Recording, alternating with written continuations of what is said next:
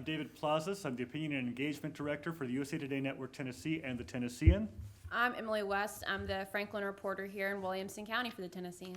And we have the pleasure of welcoming the public to this Franklin Aldermanic Election Forum, where we'll be discussing an array of issues. And let's introduce the candidates, and then we'll begin with opening remarks with each candidate right after that. Yeah, I'll introduce the candidates per race. So in our at-large A candidates, we have Clyde Barnhill and Howard Garrett running against each other.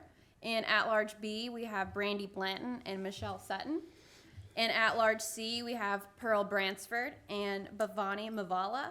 And at large D, we have Ann Peterson. She has no contest. And we have Mayor Ken Moore, who is running again for re-election and also has no contest. And we're going to ask each candidate to make opening remarks of 60 seconds. I'm keeping time, so I will politely stop you if you go over those 60 seconds. But let's start with Clyde Barnhill. Good evening, everyone. It's a pleasure to be here. It's a pleasure to see each of you out. My name is Clyde Barnhill. I'm a lifetime resident of Williamson County. Moved to the city of Franklin 50 years ago. It just doesn't seem possible that I've been living here for 50 years, but I have seen a lot of changes happening. High school graduate, Franklin High School graduate, Columbia State, and University of Tennessee, Nashville. Also, I spent 2 years in the military. I worked 39 years at CPS, Plusmark, and another 8 years with the J.L. Clay Senior Citizen Center from that side. And then I've served on the board of Mayor and Alderman for the past 27 years. I currently chair the Pension and Trust Committee. I currently chair Budget and Finance, and I currently chair the Beer Board. And I think that's one of the reasons that I put my name back in the hat to run. The experience that I have will allow me to continue the Thank you, Mr. Barnhill. Appreciate it. Thank you. Now let's move to the other at-large A candidate, Howard Garrett. Hello, my name is Howard Garrett, and I'm running for Alderman at Large. Growing up in a Middle Tennessee family, my parents showed me how to give back to my community. And as I grew up, I found my calling into doing just that. Graduating from Trevecca with my master's in theological studies, I was confirmed that my duty is to be a representative in a community that I call home.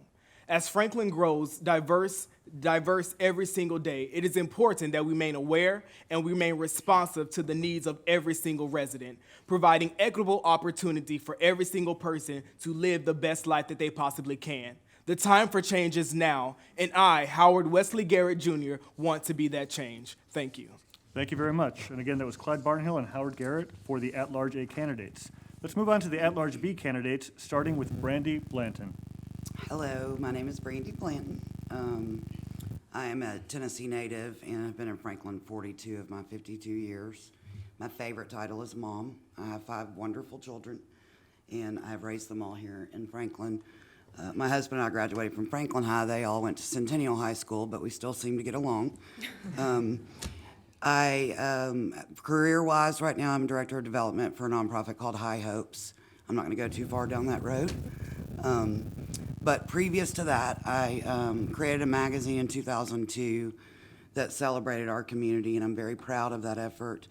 Walked away from that in 2018 to pursue High Hopes. I love this community. It's probably family first, faith, and not necessarily in that order, and then also my friends and relationships in this community of Franklin that I love so much. Thank you very much. Michelle Sutton. Good evening. My name is Michelle Sutton. I have lived in Franklin for 6 years, but in the Middle Tennessee area for 16.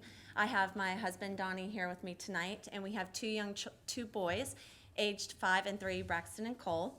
I have served my immediate neighborhood of Ladd Park for over 5 years, right after moving here to the Franklin area, and I love serving. I love Franklin. My family and my heart are here in Franklin.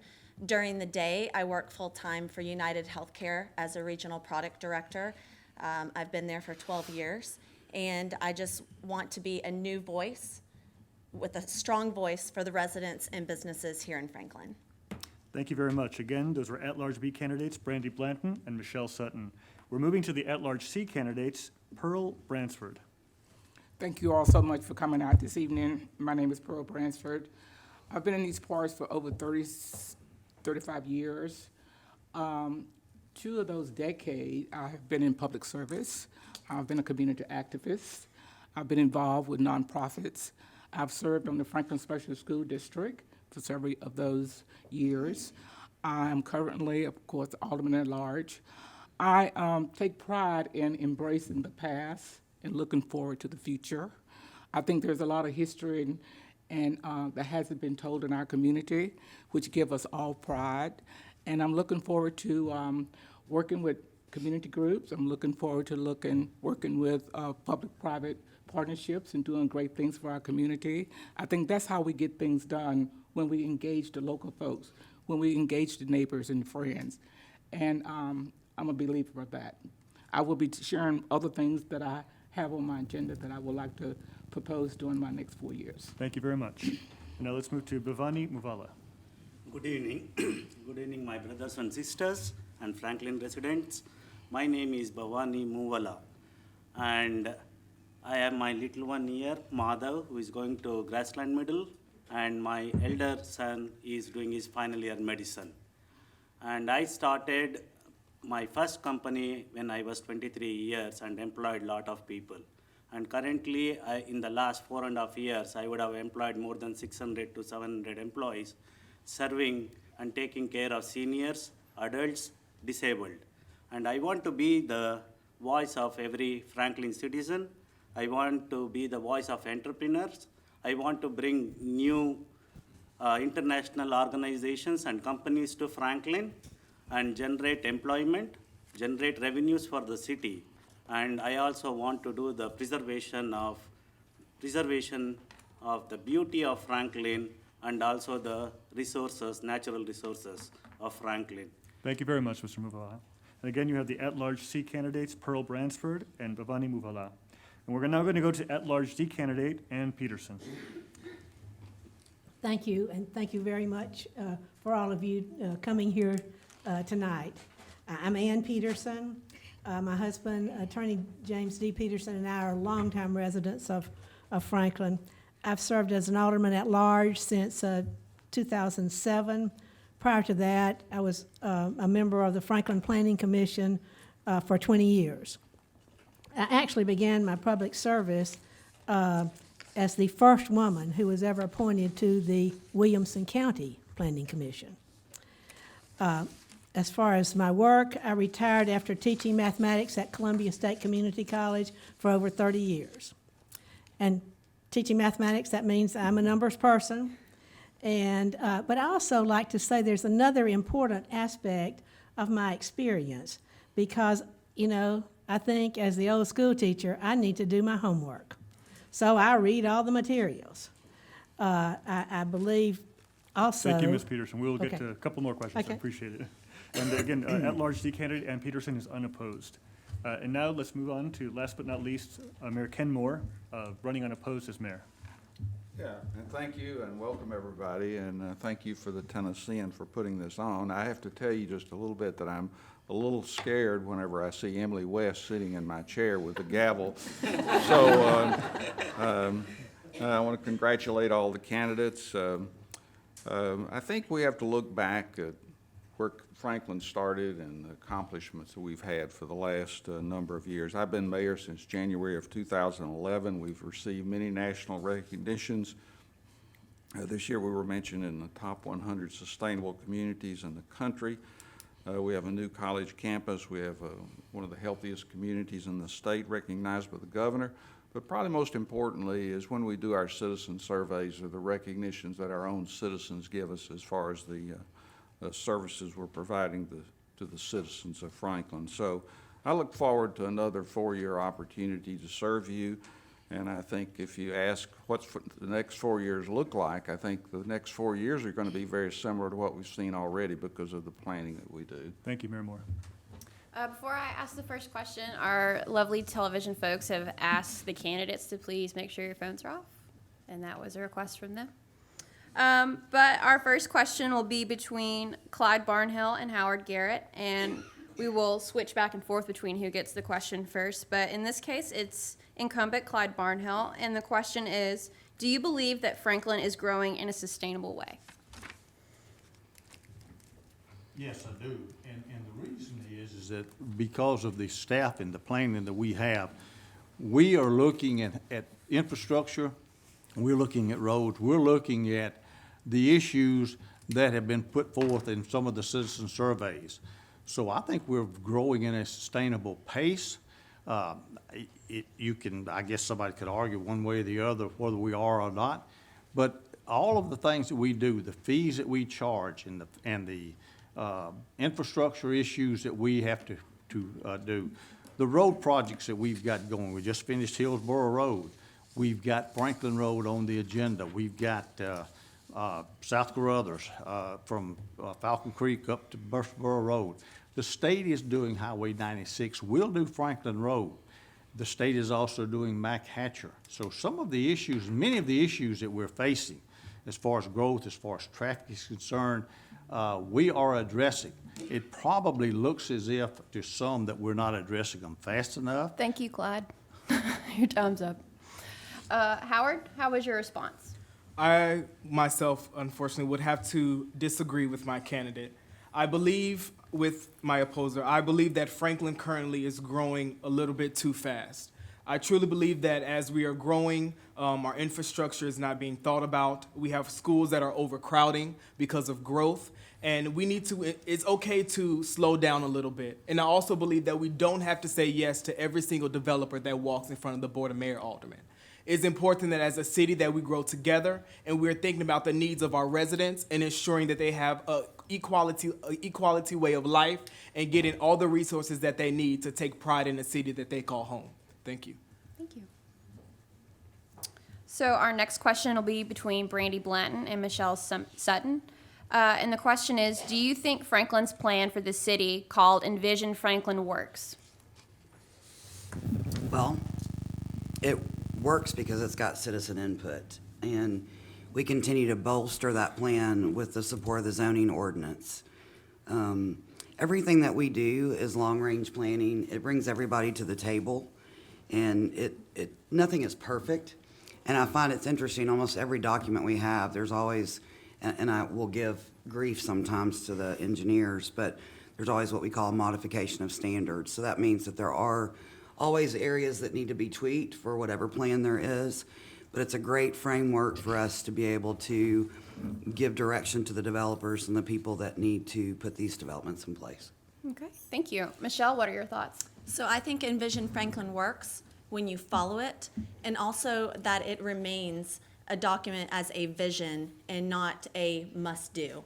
There are some instances that I have seen in the document where it doesn't really match up with the zoning or things that are in the document that where building is going. I have some neighbors here that have some land that was affected. Their personal property was overlaid with commercial property, and there wasn't a thought that there was actually residents there on that property.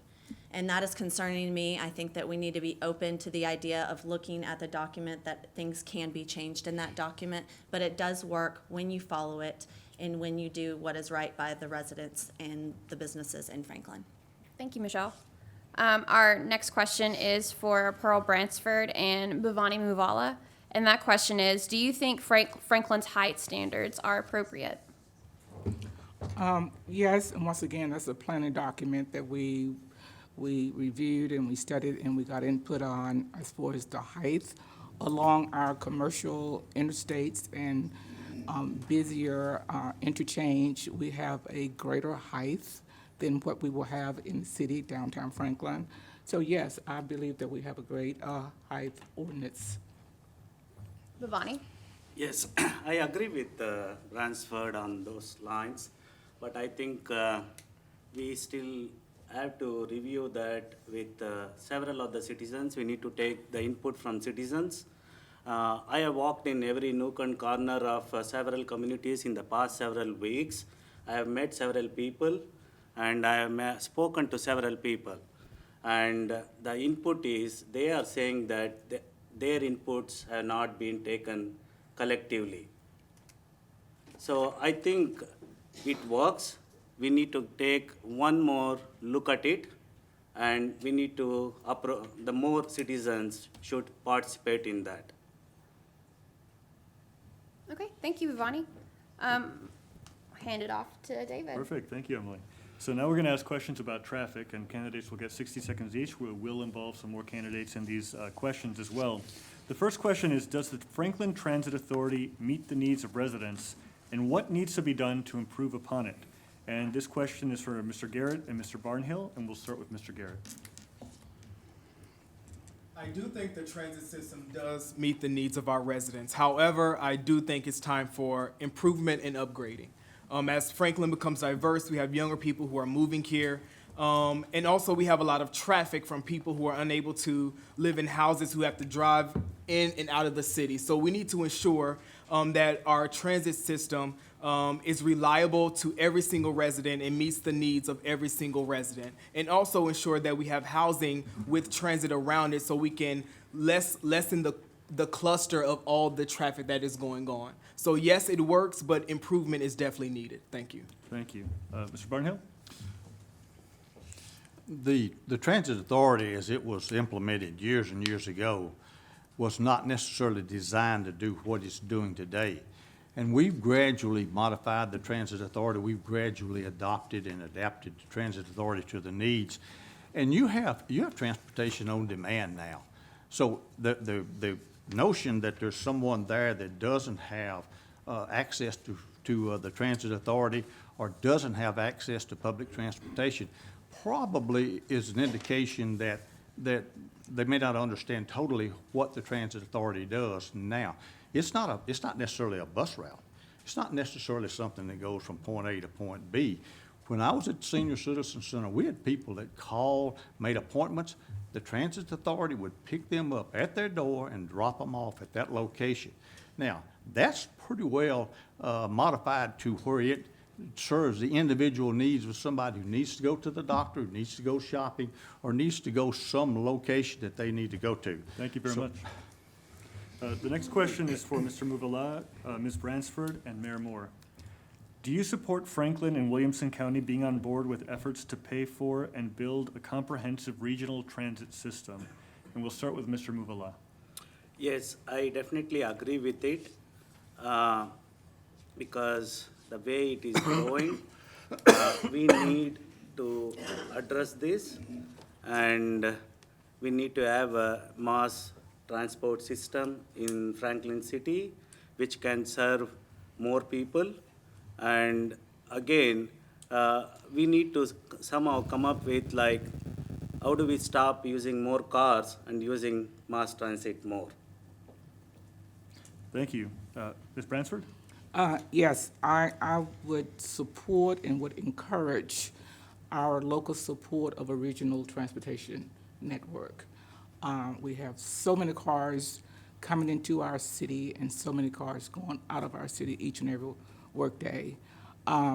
So we will need to do our part, and most time when you hear the word doing our part, that means dollars. So in order to have this slick transportation system, it's very important for all of us know that we have to invest in that. And also not only the regional transportation, but we have to get the last mile. People want to be able to come into our city and then get to their door. So there's things that we have to continue to talk, and I'm so proud of our mayor. Both of them are here, our county and our city mayor, who are working very hard at the state level and trying to work this for us. So we need to continue to encourage them to do that. Thank you very much. And Mayor Moore, and if you could add, since you were one of the mayors who supported the end vision, the end motion vision, would you talk a little bit about what that means today? How much time are you gonna give me? 60 Still seconds. 60 seconds. 60 seconds. Well, I am on the Regional Transportation Authority, as is Mayor Anderson, who's in the audience tonight. And we both are also part of the Mayor's Caucus, which was very involved with the Improve Act, which raised gasoline tax to provide for additional funding for our roads. I think the most important point I could make is that we're not quite ready for mass transit from here to Nashville, and I think Alderman Bransford mentioned the reason is that we still don't have the last mile solved. We don't have it solved in Franklin, we don't have it solved in Nashville yet. So we've got to make both of our systems more robust. We've invested $250,000 extra. We've gotten our head times down to 30 minutes from an hour. We need to get closer to like 10 or 15 minutes with more predictability. And we're going to do that moving forward, and we're going to have a circulator in Cool Springs at some point in time. Thank you very much.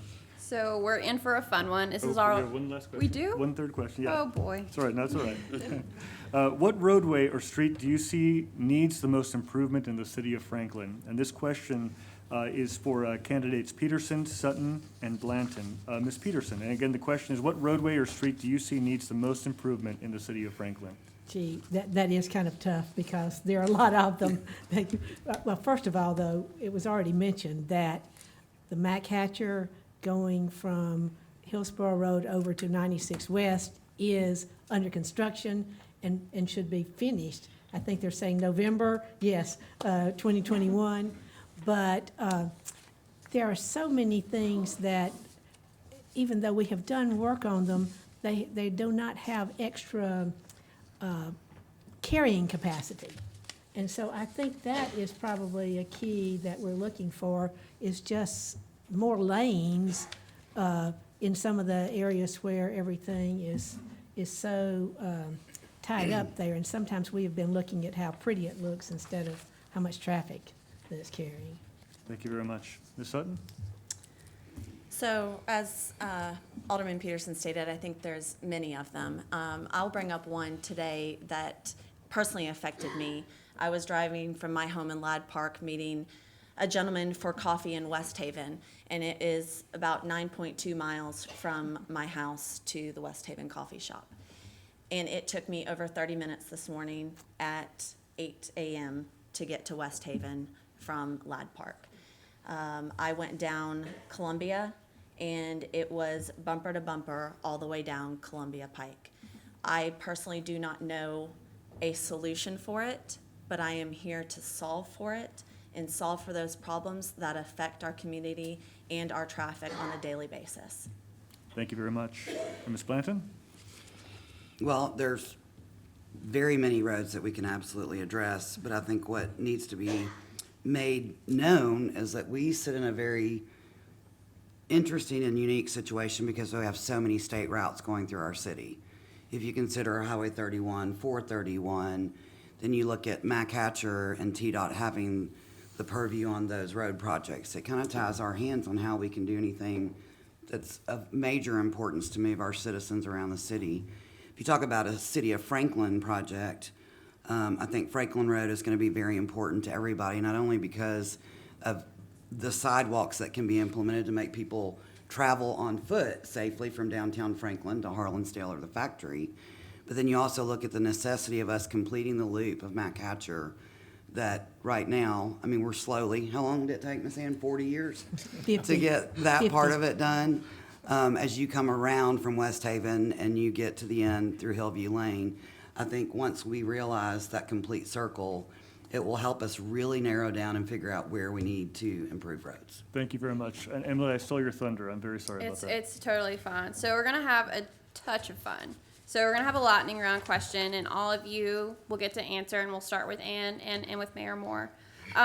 So this first fun question is, what's your favorite recreational activity to do in Franklin?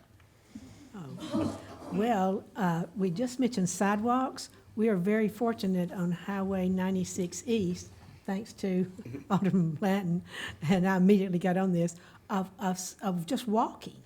It's really been a wonderful experience, and even in this hot weather, people have been out, you know, walking, and I've even seen them riding bicycles out there on that, you know, from Pinkerton, and also it lets us, from where I live, across from Eddie Lane, you can walk to downtown and go to things in downtown, unless it's hot weather the way it's just been. Pearl? Well, actually, I'm a Pinkerton Park gal. The white squirrel, anybody here know that? Okay. My favorite thing to do when I'm out and about. But yeah, I love our parks. I think we're so fortunate that our city, not only the current board, but past board, has invested in parks. And we have another one on the way on the southeast corridor down from Ladd Park.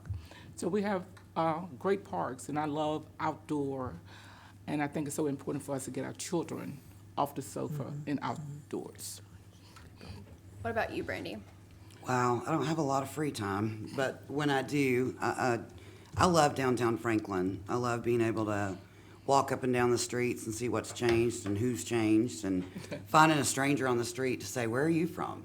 And they get so startled because they're not used to somebody talking to them. I sat in the Tin Cottage one Saturday for 4 hours for a book signing, and probably saw 10 people that I knew come in the door, and the rest of them were from somewhere else. So it's interesting to see that shift in dynamic and look. And I'm also a red light waver. I love to get at a red light and see who's next to me and wave them down. So I would have to say downtown Franklin. What about you, Claude?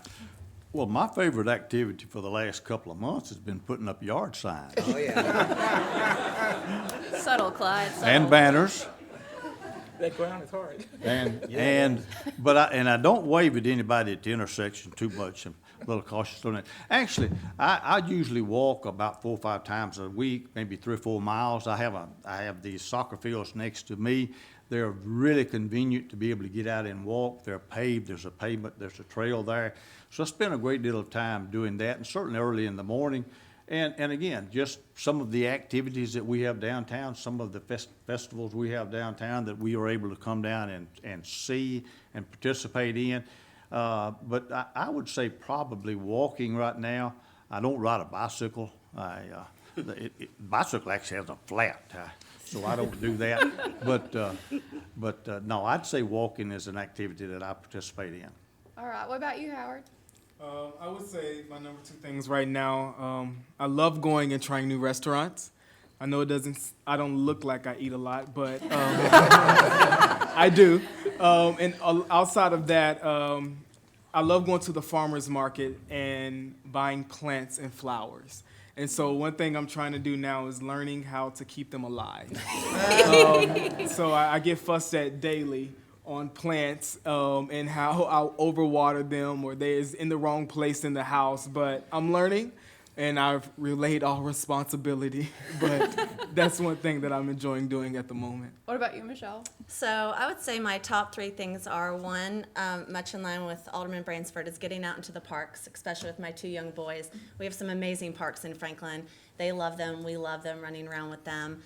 Secondly, in staying active, and many of my CrossFit community family is here. I love CrossFit. I'm a member of CrossFit Cool Springs, which recently moved over to Royal Oaks, and so that is a great passion of mine. And then thirdly is also attending concerts. So spent the last 2 days at wonderful Harlansdale. Sorry, I think my ears are still ringing from the Foo Fighters last night. So my husband and I really enjoy a lot of concerts, and so being able to do that here in our backyard and also downtown at the theater as well, that's been really enjoyable. Great. What about you, Bhavani? So last couple of weeks, it's very interesting. I go with Barnhill, like I'm putting signs.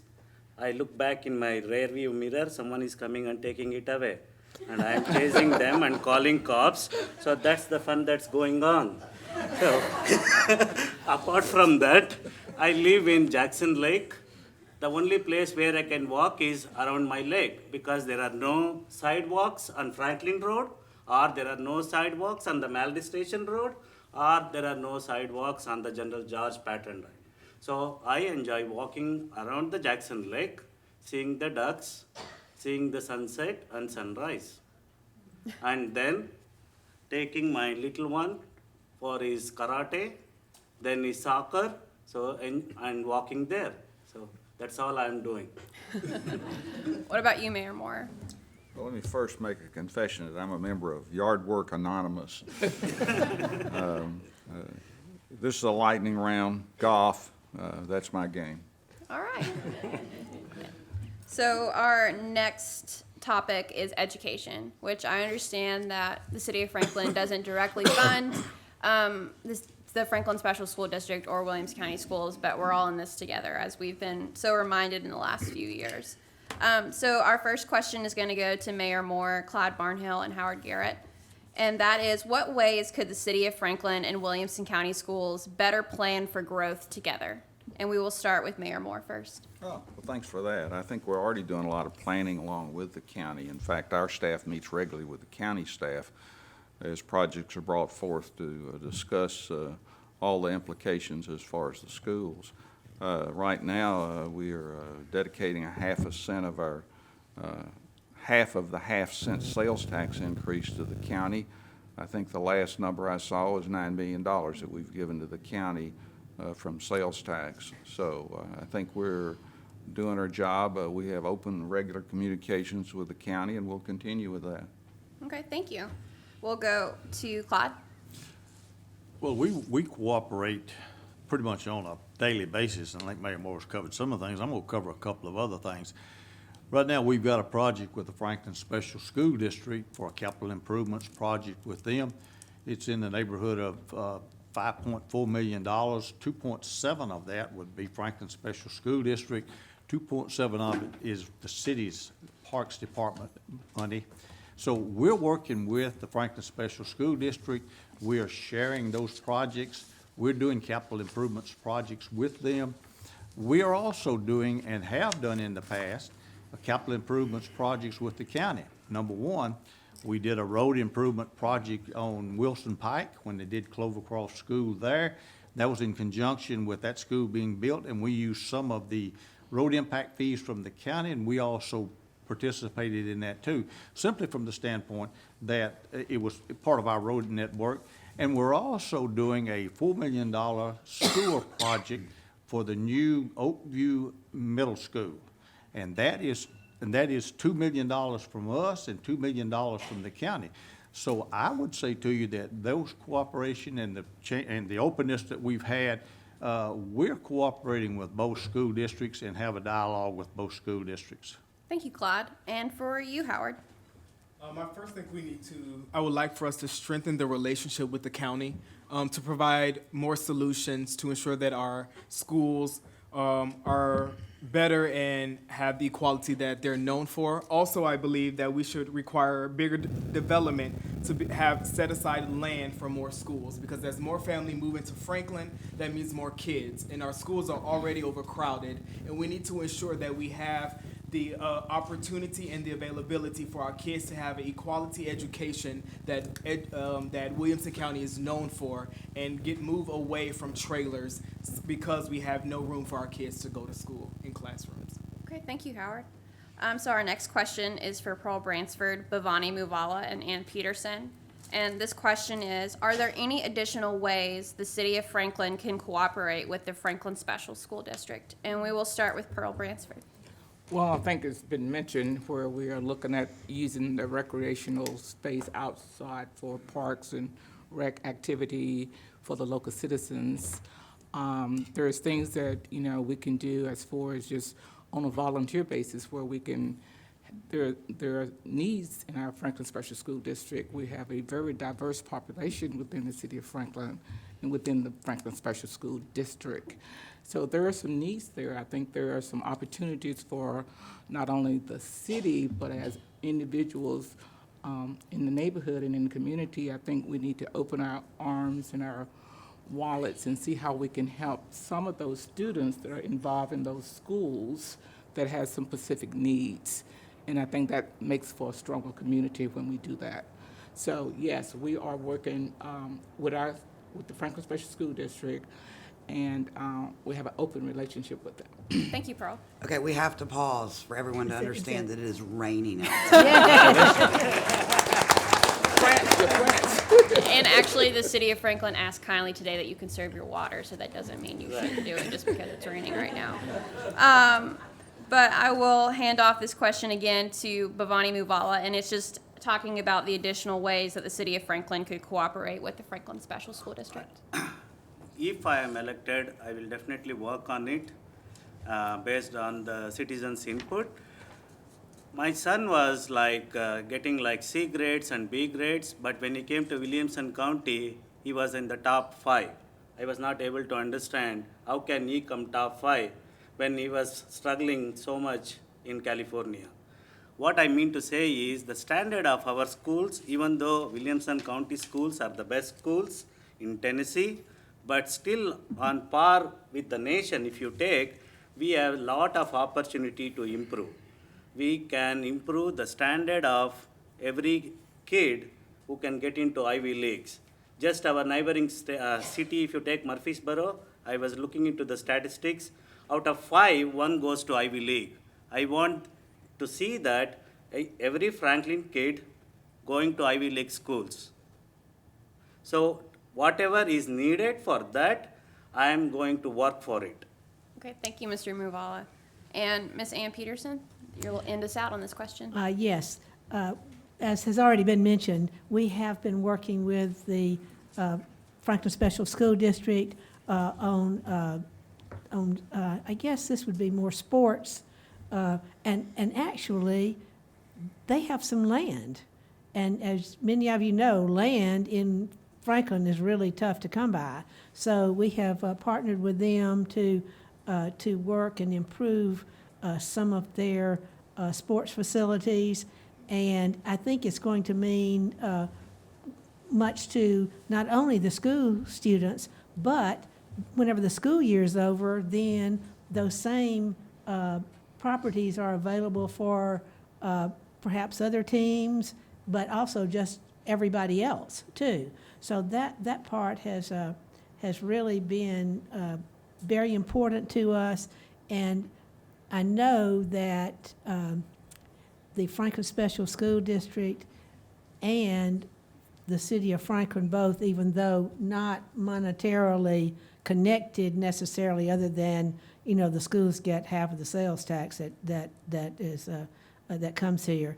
But we have been good over the years trying to work with them, and especially in recent years. Thank you, Ann. So our last education question will be between Brandy Blanton and Michelle Sutton. And this question is, do you ever see a time when the Williamson County School District would absorb the Franklin Special School District? And we'll start with Brandy.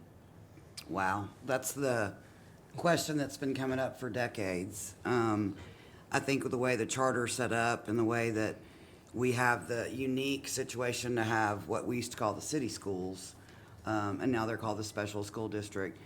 There's people on both sides of that fence. I think when you consider the restructuring and how that would work, you consider the BEP and how we're paid for children and students, I think it's going to be a hard road to hoe. I don't think it's impossible, but I think both the FSSD and Williamson County Schools together, hand in glove, produce some of the most wonderfully prepared children to go on into life, to college, and to jobs, whatever they may be. I don't have a crystal ball, but I think it's been on the back burner and a fight that's not happened for a reason. So. Okay, thank you, Brandy. What about you, Michelle? So I don't really ever say never. So I would say that I agree with Brandy. I don't think that it's something that might never happen. I don't think that it's something that is probably in our near future, just due to the nature of both the districts. But it is my cause to ensure that the communication is there between the city, between Franklin Special School Districts, and between Williamson County Schools, to make sure that we continue to give the education, the great education that our children deserve and need. Thank you, Michelle. Thank you. And to the viewing public, just to remind you who's here on stage, I'm David Plazas, moderator from the Tennessean with Emily West. The candidates we have are at-large A candidates Clyde Barnhill and Howard Garrett, at-large B candidates Brandy Blanton and Michelle Sutton. You're free to wave if you wish. At-large C candidates Pearl Ransford and Bhavani Muvala. You have at-large D candidate who's unopposed, Ann Peterson, and mayoral candidate Mayor Ken Moore, who is unopposed as well. So the next question is going to be about housing. Affordable housing, housing solutions are issues that face communities across the nation. And they face Williamson County, which, while it is an affluent county overall, has also faced those struggles of haves and have-nots and inequality. And so the first question is for candidates Garrett and Barnhill. What role do you think the city should take in addressing homelessness? And we'll start with Mr. Garrett. I think that it's the city's responsibility to ensure that all of our residents have a place to sleep at night. As a city that is fortunate as Franklin is, not every person has the opportunity or the availability to have a house. Unfortunately, we do have people who don't have homes. And as a city, it's our responsibility to ensure that we're providing resources, that we're providing some sort of housing to ensure that they have a meal to eat at night and also a place to lay their head, and also give the opportunity for them to find jobs and give them and provide resources for them to get back on their feet. And that, as a city, it's our responsibility to do just that and to ensure that we are doing our job to provide the way of life for every single resident in the city of Franklin. Thank you. Thank you. Mr. Barnhill. Well, first off, I think you have to recognize the problem and address the problem and understand what's being done now. And I've heard numbers that are quite large numbers. And I'm not sure that the data is there to support that, because I've been told there's 1,000 homeless people in Franklin. And it may very well be, but I don't see it. And I think that probably a lot of it, and I know what's happening with us, with me, the churches are handling that. I know that I have a benevolent committee at Heritage Church of Christ, and I know that they provided rent for housing for people who did not have housing. And you know, I've got to be a little bit cautious about how I have the city jump into an area such as this right here until we have met with a number of people and discuss the total number of people that's involved in this. And Thank you very much, Mr. you know, Barnhill. So whatever. The next question is for candidates Sutton and Blanton. What is the role of the city of Franklin in addressing workforce and affordable housing? Ms. Sutton. So the city's role, I believe, is to make sure, so I have an idea, is I would be in favor of creating an endowment to purchase land. Sorry, can you reread the question? I'm so sorry. Sure. What is the role of the city of Franklin in addressing workforce and affordable housing?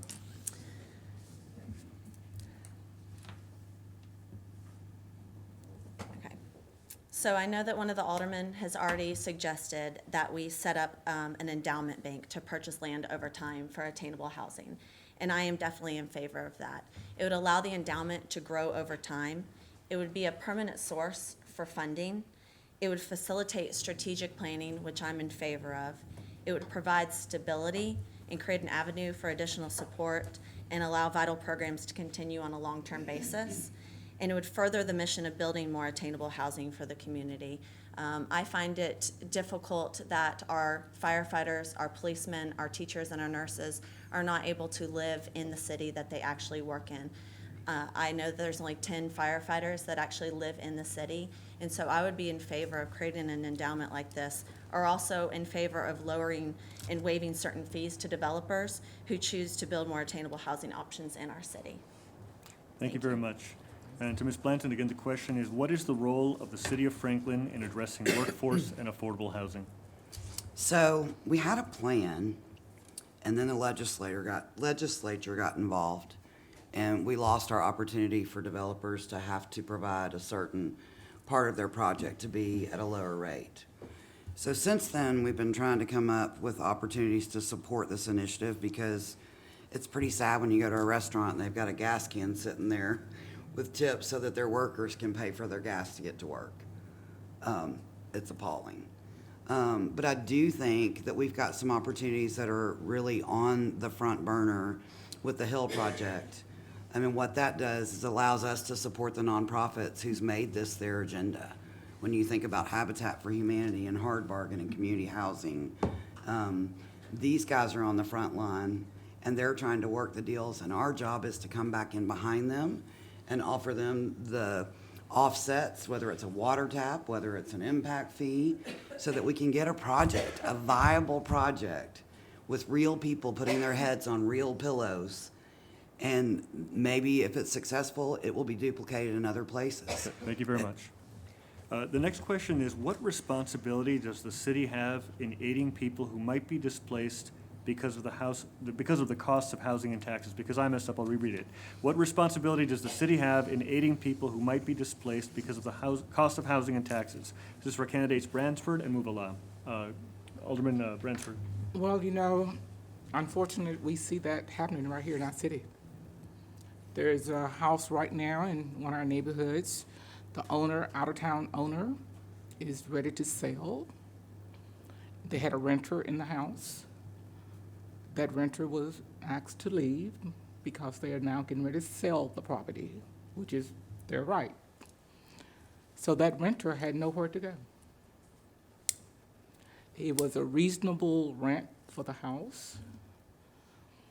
Thank goodness we have Franklin Housing Authority, who frequently reach out to these types of individuals for temporary housing to accommodate them. So we need to be thankful that we have that organization here in town. In our city, we support Franklin Housing Authority. They have land, they have units, they have criteria. So that will not be the last of that situation. Thank you If very you, much. And then we'll go with Mr. Muvala, please. I hope you got the gist of that, because there is issues. If you don't mind, can you please repeat the question? Yes, what responsibility does the city have in aiding people who might be displaced because of the cost of housing and taxes? I am not sure if city is having any responsibility in this, but what I have read and what is happening elsewhere is non-profit organizations or churches or charitable organizations or individuals come forward and help that. It depends on how many people are like that, and the percentage of people who are displaced like that is very, very minimal. And I'm not sure if city gets involved into things like that. If today city gets involved into one person, tomorrow there may be 10 people, 100 people, 1,000 people who will come and ask the help of city. Maybe we can lay out a plan, but I think as an individual, I would like non-profit organizations or churches to support it, and as an individual, I will support it. I'm not sure about the city, how it does it. Thank you very much. The last question in this round is for Mayor Moore and Ms. Peterson. Does the city of Franklin have any role in addressing gentrification? Mayor Moore. Well, actually, we've taken some role in it. We explored adding an additional historic overlay over the Natchez Street area and had a series of meetings with the neighborhood, and they did not feel that they wanted to do that at this time. But we do have a number of historic overlays in our community that protects, I think we have maybe like 7 or 8 overlays. So the answer is yes. Thank you very much. Ms. Peterson? I think the gentrification probably comes about in a lot of ways where either houses are, whether they're torn down and another one is built there, or they are just kind of gutted and everything, and a lot of extra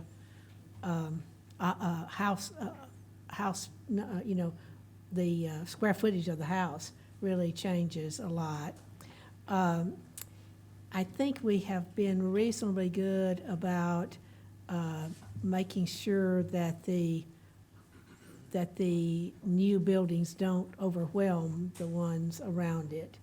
But that is, that's going to be more and more and more likely, and I don't really have an answer to how we can take care of it. Well, thank you very much.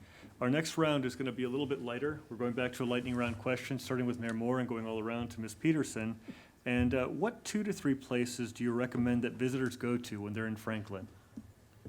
Oh, great. Well, they've got to visit our historic downtown and walk the streets and visit our boutiques. If you're a history buff, I'd recommend that you go to Carnton, go to the Carter House, go to the Lotes House, go to our Eastern Flank Battlefield Park, and lastly, probably our Central Park, Harlansdale, and the amazing work that's going on there with our Friends of Franklin Parks and the restoration of the barn that's going to occur.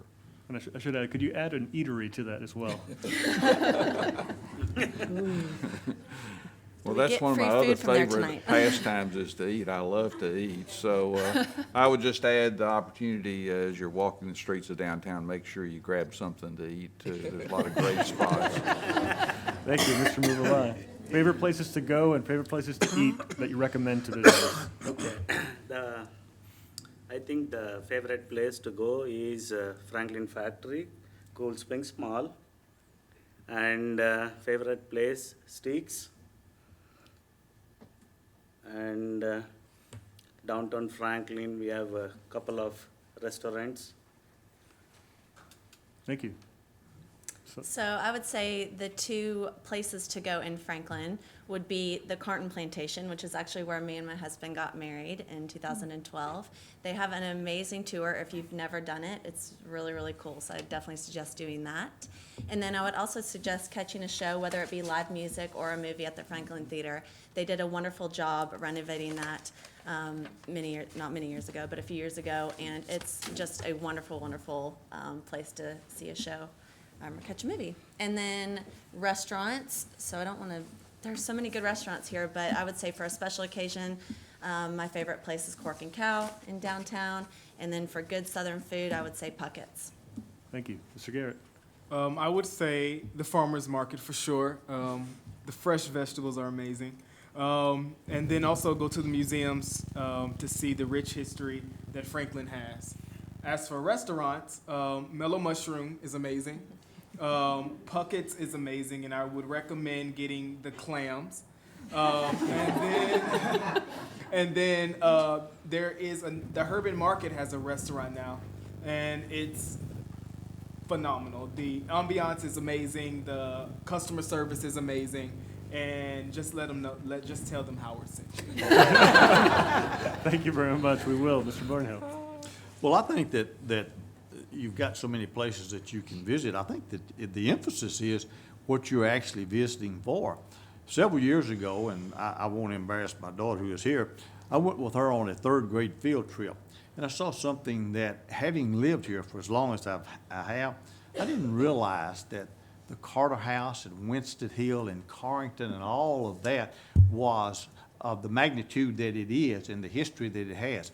If I was pointing somebody in a direction to go, I would suggest that they make those three areas that they visit. There is a ton of history there. We along with the battlefield people, are reclaiming some of the battlefield, and that's continuing to be done. So I would suggest Carter House, Carrington, Winston Hill. Those areas right there would be what I would visit if I was suggesting somebody to visit. And I'm not gonna pick a favorite restaurant because I'll leave one or two out. And I do have my favorite, and one of them is pretty much over on the square right there. I'll point to it. How's that? Okay. Thank you.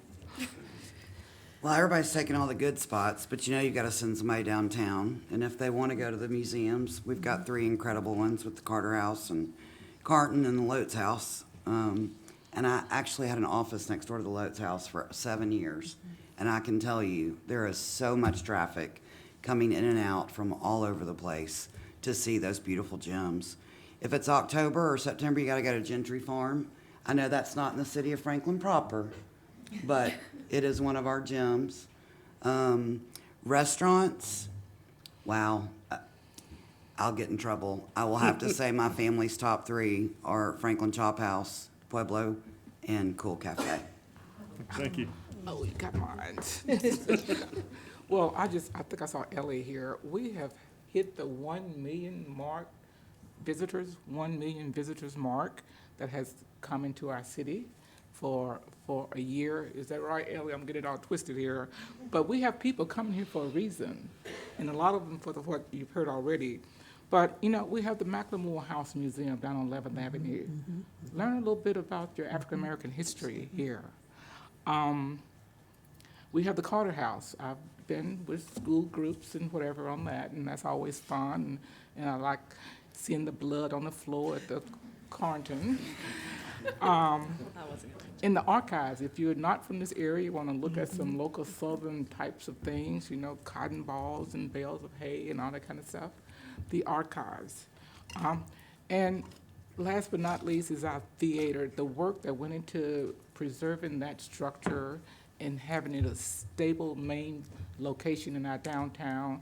Everyone that comes here must go into the theater and look at the beautiful work that was done in preserving that. Thank you. Well, of course, I would have to say, you would expect people to go downtown and see all of that, and the museums that have been mentioned. And thank you for saying about McLemore House also. And I would have to say, even though there are many, many wonderful places to eat around here, I have to name two things, even though I like many others. One of them, because I grew up 100 miles from the coast, I have to say Cajun Steamer, that has, kind of New Orleans type food, sort of, and everything. But the other is Puckett's, because my maiden name was Puckett. Thank you very much. And back to Emily now. So we're going to do environment and outdoors for our next set of questions. And the first one up will be between Brandy Blanton and Michelle Sutton. And this question is, should Williamson County pursue a premier $127 million sports complex?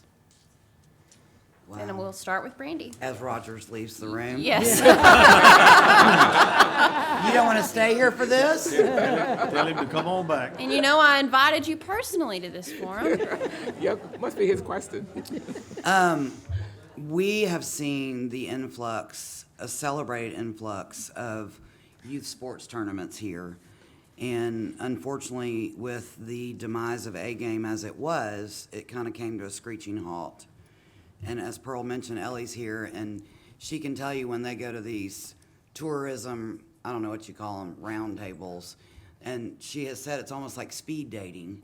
And people will come and sit down and want to know if that's an opportunity for where we are. We're slowly building the hotel rooms to be able to accommodate that kind of mass, I wouldn't say exodus, whatever you want to call that. I think with the fruition of the Southeast Park and putting those 10 to 11 fields on there that can accommodate lacrosse and all of that, we're doing our part. But I still think there's a deficit when it comes to hockey and some of those indoor opportunities. And I think it's part of our economic development. I think it's part of our tourism. And it brings those people in town that we want to come, spend their money, and go back home. Thank you, Brandy. Michelle? So having a child that plays sports, I am in favor of a sports complex. However, I don't know if it needs to be $127 million sports complex with taxpayer dollars being paid for it.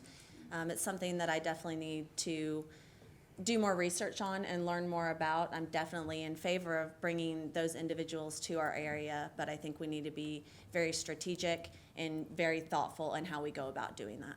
Thank you, Michelle. Our next question is between Mr. Muvala and Ms. Bransford. It is, do you agree with how the city of Franklin uses the Harpeth River for both drinking water and sewage needs? And we will start with Mr. Muvala. I think there is a lot of opportunity to do the preservations. If you have seen today's news from water department, they said there is going to be scarcity because we did not have rain. So based on the current population, whatever we have, we are facing scarcity. Imagine tomorrow the way that we are growing 30%, 40%. In the last 7 years, I think we would have grown like 30 to 40%. And the Vision Franklin, it might allow to grow another 100% in next 10 years. Where are we going to get the water from? How are we going to preserve it? Or how are we going to conserve the natural resources? I think a lot of study needs to be done on this. And we need to explore, and we need to take the citizens' opinion on this. And we need to find alternative ways how to not only depend on Harpeth and get somewhere else. Okay, thank you, Mr. Muvala. Ms. Bransford? We only get a small percentage of our water from the Harpers. We get the majority of water from the other organization, Harper Valley water system, which comes, I guess, from the Cumberland or the Duck River or somewhere. Cumberland, okay. So that percentage we get out of the Harpers is minimal. And plus, we have gauges and constant monitoring of what we should pull from the Harpers. So there is no, abandonment of taking water just at will from the Harpers. So we go by guidelines. So we're very safe with that. But the Harpers is a commodity in our city, and I think we should see some opportunities to how we can enhance it, how we can bring it alive, and how we can continue to have kayaking and canoeing and sports. And so I see some opportunities where we as a community maybe should collaboratively get together and do major cleanup, create, parking areas, launch pads. Let's make it an integral part so that some of those visitors may want to go down to the Harpers River and see our big river. Thank you, Pearl. Our next question is for Mr. Barnhill and Mr. Garrett. And even though Southeastern Park has just been put on the map and we're under the construction and engineering phase of that, what other area of Franklin do you see the need for another recreational park? And we will start with Mr. Barnhill. Well, since we've got the amount of money that we're tying up into the Southeastern Park, I would think that we probably would want to look at that and make sure that we're developing that to our maximum. You've got Jim Warren Park. We're doing the Franklin Special School District project. We've got Liberty Park. We've got Harlinsdale Park. And I'm not sure that we have discussed, as far as the board is concerned, the next big parks project. We do parks based upon, a lot of it is based upon the fact that we require so much open space when a development comes in. They are then required to do parkland dedication fees, or they dedicate the park to us. And then we actually require them to develop the park. So we've got mountain trails planned. We've got other facilities that are planned. So I think that we probably need, as far as I'm concerned, we probably need to concentrate on Southeast Park and look at that from that standpoint. As it's been mentioned, I think there's 11 different fields out there to accommodate all the sports on that side. I think if you go back and look, you'll see where Alderman McClendon and I have advocated for that side for so long, because Jim Ward has been overcrowded. We know the boys. Thank you, Clyde. I'm The sorry. football program needs it. I'm gonna finish up a couple of statements before we get interrupted right in the middle of one, so. Well, I'm sorry, Clyde. Mr. Garrett. I can't specifically say which area. I would definitely have to do more research on that. But what I will say is that I would like to see a fully accessible park that can meet the needs of every single family, and also be in locations that are feasible for our residents to go to and not have to drive.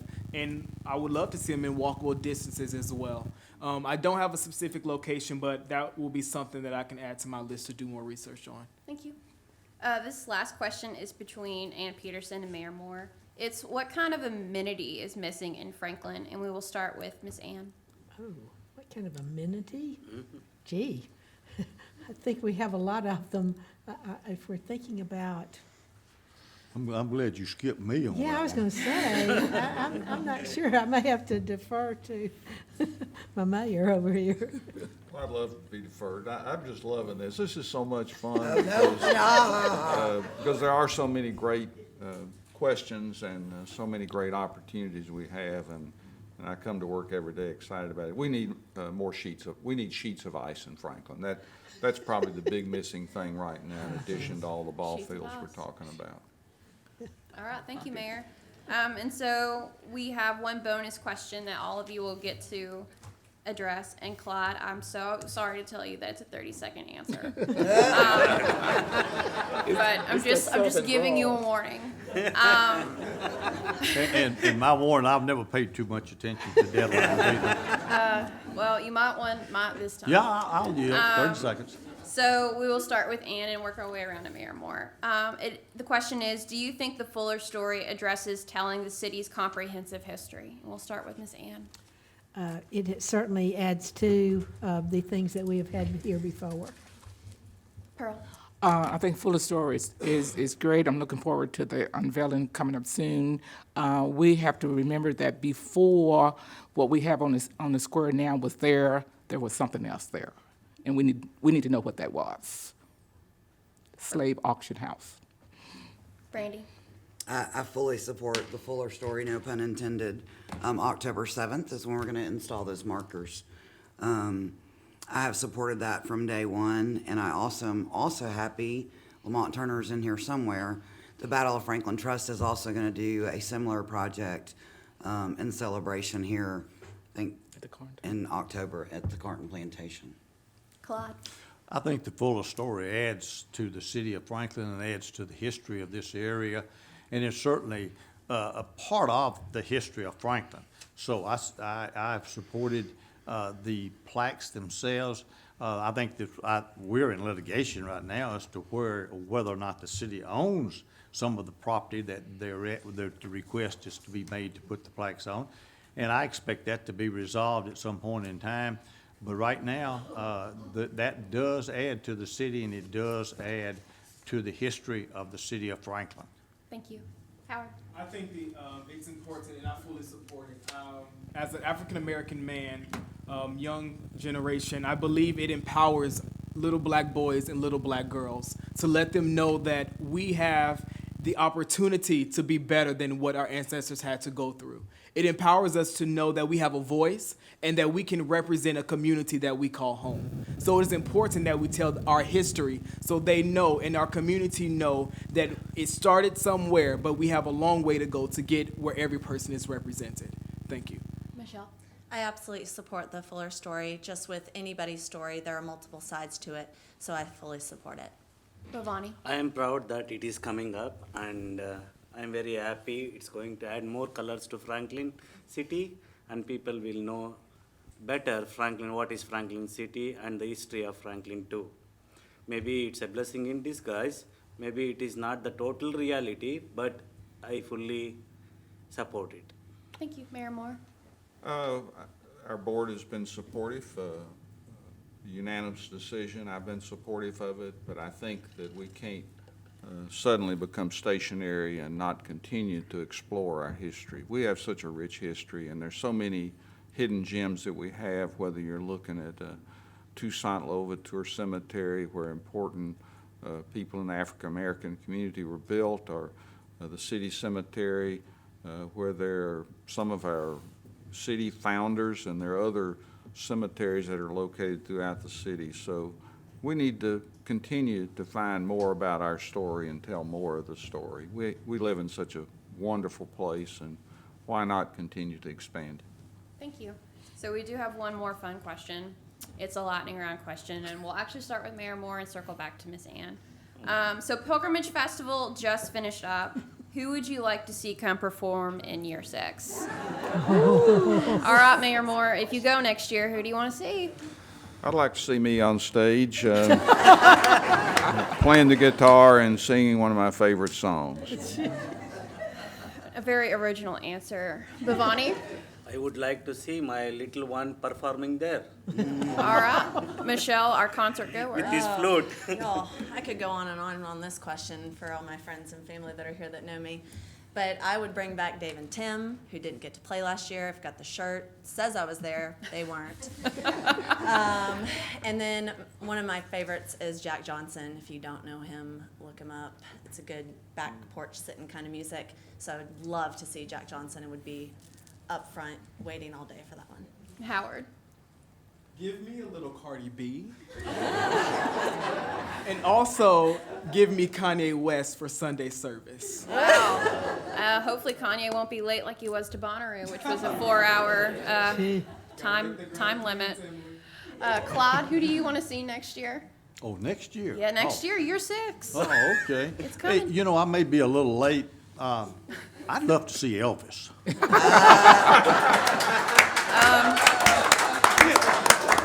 I do believe he's left the building, so. You think he's left the building? You can go to the fair to see Elvis. Yeah. Fair to see We'll Elvis? take you to the Williamson County Fair. So Brandy, who would you like to see next year? I would love it if Sting would come. And if he can't come, let's bring Drew Holcomb and the neighbors from Memphis and let them play here. Pearl. Well, I would love to see Tina Turner, but I think she done retired. But in her place, Bruno Mars. All right. Oh, yeah. All right, Miss Ann, you can end There's out. your happy. Yeah, you can end out the lightning round. Yeah, I may have to go see the mayor. That's why we're unopposed, and So we want to thank you so much. We're about to get to closing statements, and this has been a delightful evening here with the public here in City Hall and also on television as well. Before we get to closing statements, I'm going to name the candidates again. Feel free to wave to the cameras.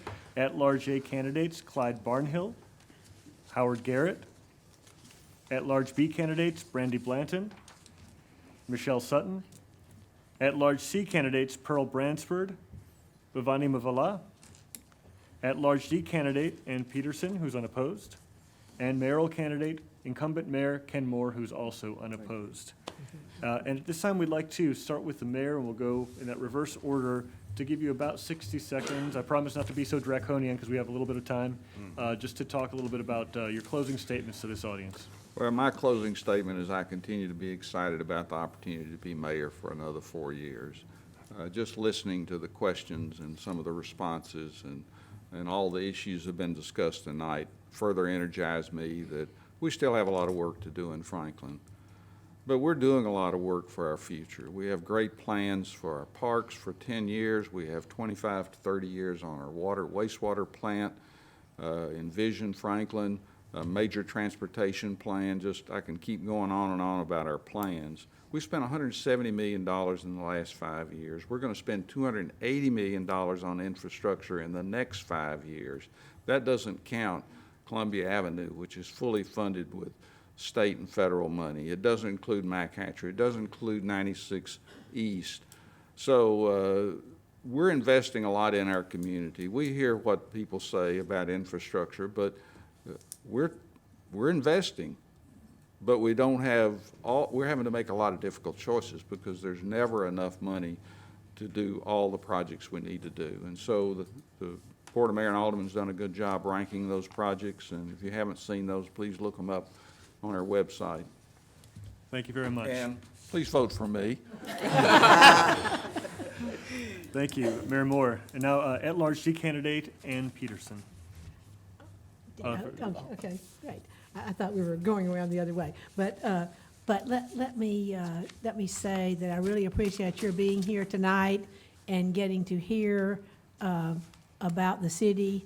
There's so many wonderful things going on here, and I've been very fortunate to be a part of that. Actually, if you include my planning time also, have just seen Franklin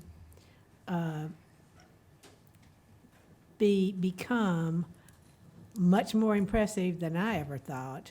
You know, whenever I moved here, had no idea. But as I say, I've been very fortunate and to be a part of this and look forward to continuing to work. And as I say, I'm always wanting to hear what citizens have to say, and please let me know if there is something that you want to discuss.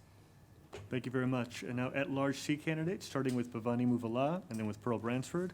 Mr. Muvala. Sure. I thank everyone, every citizen of Franklin City from bottom of my heart for providing me this opportunity and motivating me to get into this situation to fight against Bransford. And I'm very thankful to Tennessean for tonight's program and forum. And I'm very thankful to the current board members who have done an excellent job, and why I want to be a part of growing economy, growing city, growing infrastructure and preservation and bringing in new ideas. I know they have done an excellent job, but an opportunity given, it's not what you have done, it's what you can do also counts. So I can bring in fresh thoughts, and again, I am very thankful to you all for being here tonight. Without you, this wouldn't have happened. Thank you. Thank you very much. And Pearl Bransford. Thank you so much. Thank you all so much for coming. I believe all voices should be heard. I support local small businesses. Also encouraging entrepreneurship. It's so great to see our high schools are engaging in that as we speak. I advocate for multiple price point housing. We know $1 million is, or $500,000 is our starting point for houses in our community. I promote tourism, and because it creates those jobs and we reduce our taxes. But I also don't want our restaurant closing. I don't want to go to Wendy's and it's all boarded up. I don't want to go to McDonald's and it's only a drive-through lane because they don't have enough workers inside to serve.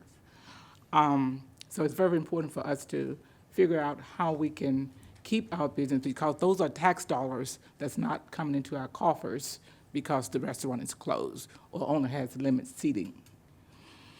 I support policies that equal high quality of life. We talk about parks and safety. We have a police department that's top-notch. We have a fire department that's top-notch. We want to continue to support policies that continue to support that. And work for smart growth. You know, we're not going to please the 80,000 folks that live here in Franklin, but somewhere along the line, we hope to make an impression on a significant amount of folks who see that we are working, because I live here too. I drive the different streets of Franklin.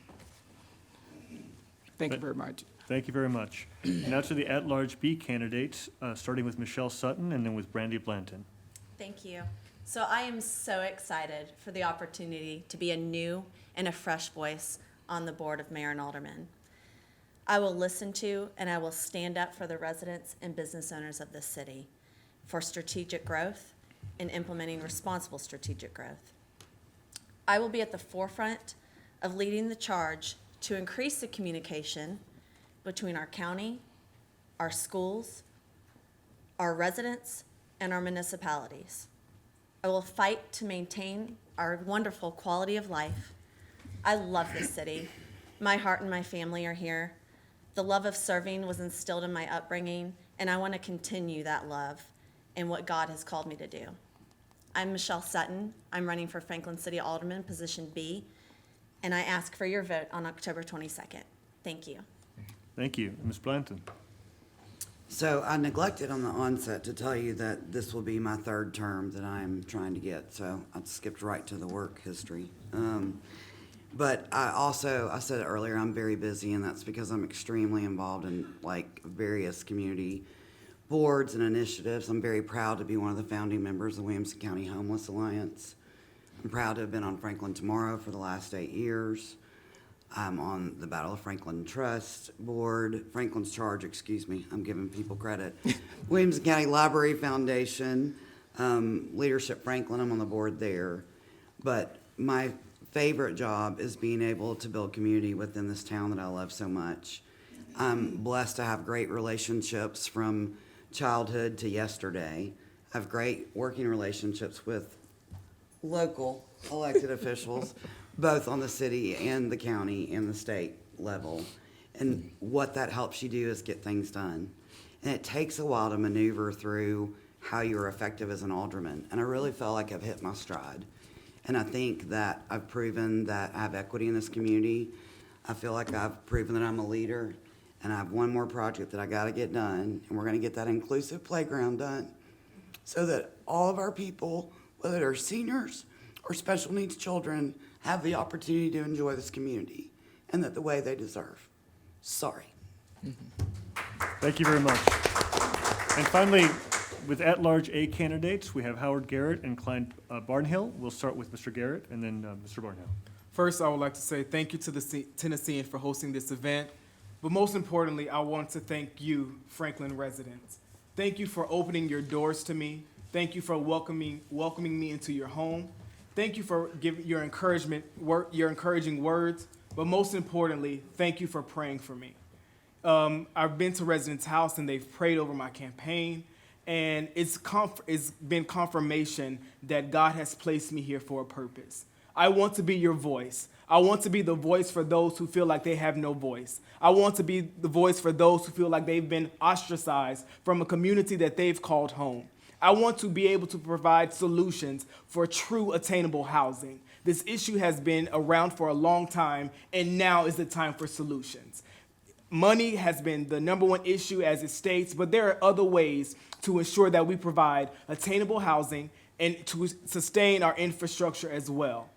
I'm young, and I'm eager, and I'm ready to go. I want to be your voice, I want to be your empowerment, but most importantly, I want to represent you and to deserve your vote on October 22nd and to be your next at-large candidate for Alderman at-large here in the city of Franklin. Thank you so much for your time, and I look forward to seeing you guys soon. Thank you, Mr. Garrett. Mr. Barnhill. As an alderman, I think it's important that we understand what our roles are, what our role is. The role of an alderman, as I see it, is I represent 80,000 people. That means I represent every person. I don't represent just one person here or a certain group here. And here's the dilemma that we face each time we sit up here and make a vote. We're not making everyone happy. We're not making everyone glad. We have to make decisions based upon infrastructure, based upon zoning, based upon funding, and those issues we have to look at. I believe this firmly, honestly.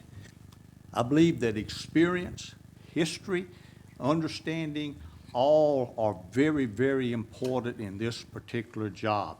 And especially now that we're going through what we're going through, because we're looking at $1 billion worth of investment in Cool Springs over the next couple of years.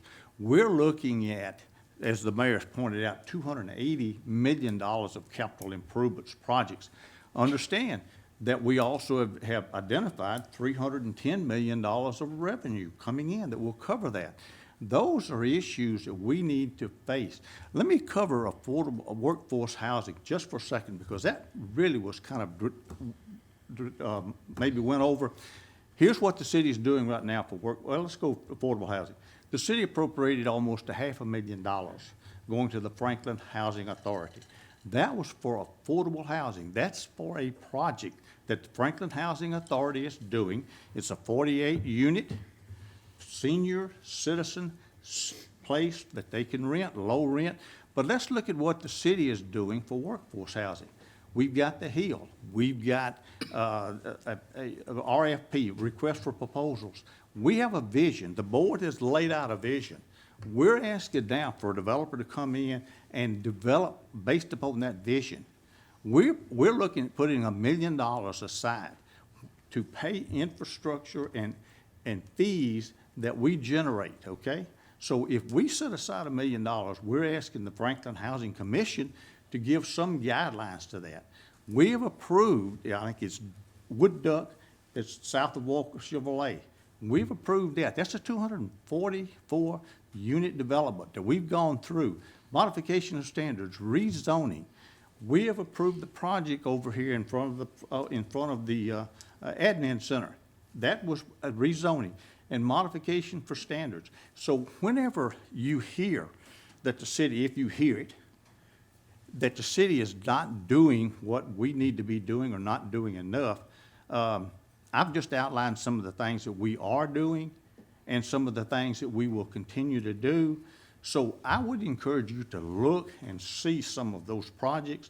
But we as aldermen, guys, you know, there's 72 or $73 million in the daily operations budget, and there's 160-something million in total budget, and that's operation, debt service, and debt.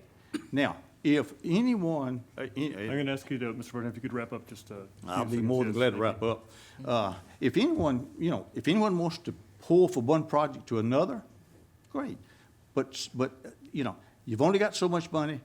I think we do a real good job. I think we do a real good job based upon the fact that we're the number 1 city for this, we're the number 7 city for this, and the citizen survey listed us at 97, 98, 99% satisfaction. The 2 areas, transportation, workforce, or affordable housing, those are the 2 areas that the city did not get high marks, and I honestly believe that we are addressing those now. Thank you very much, Mr. I Barnhill. appreciate the time. And so one more round here to at-large A candidates Clyde Barnhill, Howard Garrett, at-large B candidates Brandy Blanton, Michelle Sutton, at-large C candidates Pearl Bransford, Bhavani Muvala, at-large D candidate Ann Peterson, and mayoral candidate incumbent Mayor Ken Moore. On behalf of the Tennessean, the USA Today Network Tennessee, we're glad to see Michael Anastasi, our editor here, Heather Cass, who helped us produce this, and of course, Amy Nixon, who's our leader here in Williamson County. And on behalf of Emily West and David Plazas from the Tennessee, we want to thank you. Let's give the candidates a big round of applause.